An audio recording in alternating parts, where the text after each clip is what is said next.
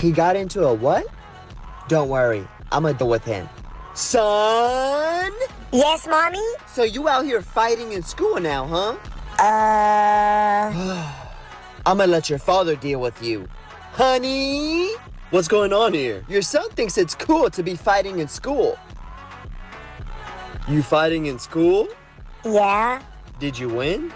Yeah. That's what I'm talking about, son. Hey!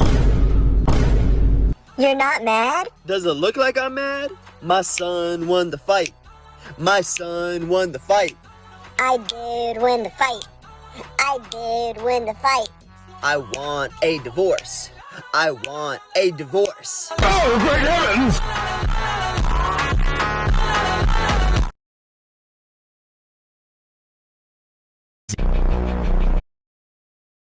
I let them celebrate their inheritance at his funeral, then watched reality hit them 2 days later. My hands wouldn't stop shaking as I adjusted the funeral program, trying to blend into the wallpaper while the family filed past me. 3 years I'd spent as their father's live-in nurse, and now I had to serve coffee at his funeral to the same people who treated me like dirt every time they bothered to visit. Without Mr. Beaumont, no one was there to defend me. I was just the black help again. A black woman from the projects contaminating their pristine southern bloodline just by existing in their grandfather's mansion. When they bothered visiting, which was rare, they'd look through me like I was part of the wallpaper. Complained about those people stealing jobs meant for real Americans. Whispered how their grandfather must have lost his mind to let someone like me near the family silver. The thing is that the night before Mr. Beaumont passed, his paper-thin hand gripped mine with surprising strength. Said he'd left me something in his will. Called me the only real family he'd had in years. The thought made my stomach churn because his blood relatives had no idea we'd even spoken beyond nurse and patient. They already hated me for existing in their grandfather's house. What would they do when they found out he'd remembered me in his will? And I found out quickly when Tyler, one of his kids, intercepted me at the entrance, his Yale class ring catching the light as he pointed toward the back. He said security needed to escort the colored help to the service entrance where I belonged. Madison clutched her designer purse against her body, announcing loud enough for everyone to hear that her wallet better still be there when she left. Charles, the eldest, simply nodded toward the side door without making eye contact. Then when the service started, it was a masterclass in fiction. Charles sobbed through a eulogy about losing his best friend, even though Mr. Beaumont had spent 2 years watching from his bedroom window every Sunday, waiting for a visit that never came. Patricia, his daughter, dabbed at dry eyes while explaining how dementia had made her father vulnerable to manipulation by certain opportunistic types. Her gaze locked on me when she said it. Then they started treating me like their personal servant, dumping dirty plates in my hands without acknowledgement. Then Charles gathered everyone for a toast, champagne glasses raised high. Freedom, he called it. Freedom from watching their inheritance get wasted on private nurses and unnecessary medical care, saying how happy he was that his dad had died since the money he had worked so hard for could finally be used for his kids. And you know what's worst? The funeral felt like a celebration. They spent hours talking about how they were going to spend the money, and all of them had already quit their jobs because dad got us covered for a lifetime. Richard took it further, acting out my supposed shock when I realized there'd be no money coming my way. The whole room erupted when he mimicked my face, discovering I'd spent 3 years playing nurse for nothing. Madison suggested I'd probably been planning to use inheritance money to escape the projects. They found this particularly hilarious. They were not only insulting me for being black, they were insulting me for giving life to their dad. I quickly left after the funeral, knowing that at least Mr. Beaumont appreciated me. 2 days later, the family arrived early for the will reading, fighting over the leather chairs closest to Mr. Edwards, the estate lawyer. I stood by the door like I had at the funeral. When Mr. Edwards walked in, he began with the small bequests, 10,000 to each grandchild. They barely contained their excitement, whispering about appetizers before the main course. Charles literally rubbed his palms together. Then Mr. Edwards adjusted his glasses and cleared his throat. The remainder